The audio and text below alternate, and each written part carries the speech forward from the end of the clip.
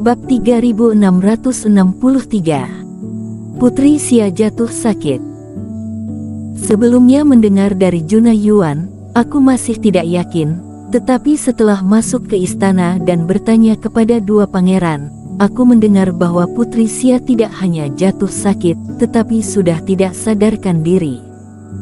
Separah itu. Iblis Fu juga sedikit terkejut. Eric Qin pernah mengatakan bahwa yang dimakan Putri Xia adalah pil racun palsu, bahkan jika dia berbohong pada orang lain, dia tidak akan membohonginya. Namun melihat kondisi Paman Yuan juga tidak seperti sedang berbohong. Kalau begitu ada yang aneh. Jadi aku pikir apakah pil mujarab Tuan Qin menimbulkan pengaruh terhadap Putri Xia? Itu tidak mungkin. Iblis Fu langsung menggeleng dengan yakin. Teman seiman Yuan, coba ingat baik-baik, Eric Qin mengetahui Putri Xia adalah klan iblis setelah mengetahui identitas kalian kan? Setelah itu Eric Qin pergi untuk menyelamatkan orang, kecuali Eric Qin membuat pil racun khusus saat itu. Kalau tidak manusia dan iblis berbeda, pil racun kami belum tentu bisa berefek pada kalian atau efeknya tidak akan lebih serius. Kamu juga banyak berhubungan dengan Eric Qin, apakah kamu pikir Eric Qin akan melakukan hal yang tidak pasti seperti itu? Setelah kamu bilang begini, itu masuk akal juga. Paman Yuan memegang dahinya dan sedikit frustrasi. Sejujurnya, dia juga tidak percaya Iblis Fu berbohong, karena tidak perlu. Jika Eric Qin benar-benar memberikannya pil racun, maka Iblis Fu bisa menyelesaikannya hanya dengan mengeluarkan penawarnya saat ini, tidak perlu berbohong. Jika memberi Putri Xia pil racun mengerikan yang tidak ada penawarnya, Putri Xia belum tentu bisa hidup selama itu. Selain itu, sepengetahuannya, Eric Qin bukan orang yang kejam. Mungkinkah ada orang yang ingin membunuh Putri Xia atas nama Eric Qin? Kata Iblis Fu sambil mengerutkan dahi. Ada kemungkinan seperti itu, tetapi tidak tinggi. Karena meskipun Putri Xia disayangi, tetapi itu hanya rasa sayang seorang ayah terhadap putrinya.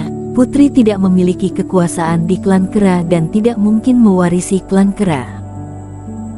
Kepribadiannya polos dan tidak akan menyinggung orang lain, untuk apa menyakitinya?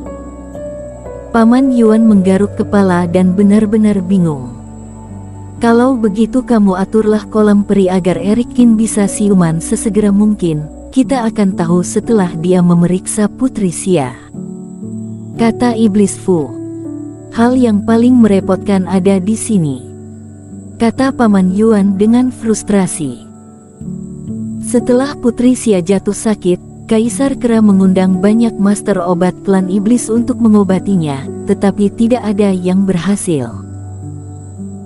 Dan dukun klan rubah yang diundang untuk mengobati Putri Xia saat ini, solusi yang diberikan adalah membiarkan Putri Xia pulih di dalam kolam peri. Selain itu, yang terpenting adalah dukun klan rubah itu akan mengobati putri di kolam peri dan mengatakan bahwa tidak ada yang boleh masuk sebelum sembuh. Dengan begitu Tuan Qin tidak bisa masuk. Ekspresi Paman Yuan penuh dengan ketidakberdayaan. Ternyata ada hal seperti ini. Ekspresi Iblis Fu menjadi muram dan sedikit sakit kepala. Tidak disangka, setelah susah payah menemukan cara untuk menyembuhkan Eric Qin dan tampaknya dapat diandalkan. Tetapi ternyata ada masalah dengan Putri Xia. Dan masalah ini cukup membuat sakit kepala. Jika Eric Qin siuman, dengan keterampilan medisnya dan adanya kerjasama dari ruang memurnikan obat, masalah Putri Xia kemungkinan besar dapat ditemukan, tetapi masalahnya adalah Eric Qin masih koma. Namun agar Eric Qin pulih, perlu menggunakan kolam peri, tetapi hanya ketika Putri Xia pulih, Eric Qin baru dapat menggunakan kolam peri. Bukankah ini menjadi jalan buntu? Bisakah kamu memikirkan cara agar dukun itu bisa melonggarkan sedikit? Tanya Iblis Fu. Aku akan memikirkan cara untuk bertanya kepada dukun klan rubah itu. Jika dia bisa memberikan satu wilayah, kita bisa menyelesaikan masalah. Kali ini kembali, aku bertanya tentang masalah Putri Xia keracunan dulu.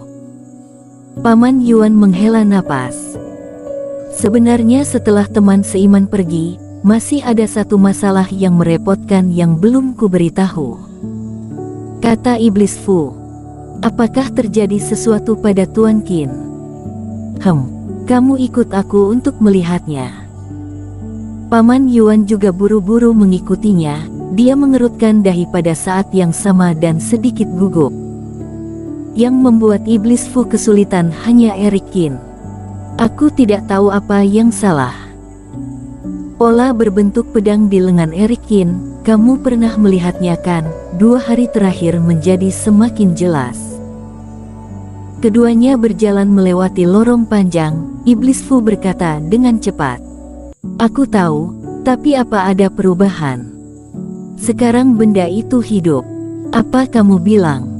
Pola pedang hidup. Meskipun dalam dugaan, tetapi Paman Yuan melotot dan hampir jatuh ke tanah ketika mendengarnya. Dia pernah melihat roh jahat dan kultivator hidup kembali, tetapi apa-apaan pola hidup kembali. Duar. Ketika hendak bertanya tentang maksud dari perkataan Iblis Fu. Namun, ketika mereka berdua berjalan menuju ruangan tempat Eric Qin ditempatkan, rumah yang dibangun dengan baik itu pertama bergetar hebat, kemudian ada suara ledakan yang menggelegar, dan meledak dalam sekejap. Reiki menyebar dan asap debu beterbangan. Atap rumah tampak terbalik karena suatu kekuatan, sehingga membuat genteng dan batu bata berhamburan dan mengejutkan banyak pelayan klan iblis di mansion hingga buru-buru mundur. Paman Yuan sedikit tercengang. Di kamar itu hanya ada Eric Qin. Eric Qin masih dalam keadaan koma. Mungkinkah ini dilakukan oleh pola pedang? Gawat, jimatku dipecahkan. Ekspresi Iblis Fu berubah dan tiba-tiba mempercepat kecepatannya. Saat ini dia menutupi tubuhnya dengan jubah hitam dengan topeng besar di wajahnya. Orang lain tidak akan tahu tentang identitasnya yang merupakan tubuh spiritual. Pola dewa sehebat itu. Paman Yuan bingung dan buru-buru mengikutinya. Dan Paman Yuan lebih cepat, dia sangat penasaran. Setelah mendahului Iblis Fu, Paman Yuan melihat ke bawah dari udara dan pupilnya menyusut. Melihat ke bawah dari atap yang sebelumnya rusak, di dalam kamar, cahaya pedang menyebar dan reikinya menyilaukan. Dan Eric Qin berbaring di atas kasur giok dengan tenang, di atas tubuhnya yang telanjang, pola berbentuk pedang itu benar-benar tampak hidup, seperti ikan yang berenang, dan terus bergerak di kulitnya. Dalam pergerakan pola pedang, sepertinya tanpa sengaja akan selalu memadatkan energi pedang yang tajam di sekitar. Energi-energi ini mengembara dan terus menebas ke 4 dinding. Energi pedang ganas inilah yang langsung menghancurkan rumahnya. Sial, benar-benar pola pedang ini yang membuat masalah. Tapi apa yang terjadi pada benda ini, kenapa bisa bergerak sendiri? Kata Paman Yuan dengan terkejut. Mungkin roh pedang ini sudah tidak sabar karena Eric Qin koma, atau ada rahasia lain yang tidak kita ketahui.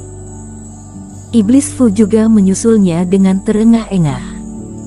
Intinya kita harus mengendalikan benda ini dulu. Iya.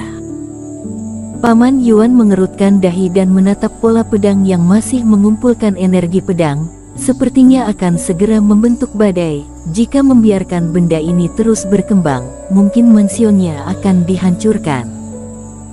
Paman Yuan tiba-tiba bergegas ke bawah. Energi mengalir dan mengerahkan pukulan, reiki yang tebal berubah menjadi telapak tangan ilusi, dan membungkus ke sekitar Eric Qin. Push. Yang mengejutkan Paman Yuan adalah pola berbentuk pedang ini seolah-olah merasakan niatnya dan memadatkan sebuah energi pedang kemerahan. Energi pedang terbang ke udara, memancarkan cahaya reiki merah, dan menembus reiki yang membungkusnya. Paman Yuan refleks menoleh dan wajahnya langsung tergores. Energi roh pedang ini ternyata setajam itu. Bersambung.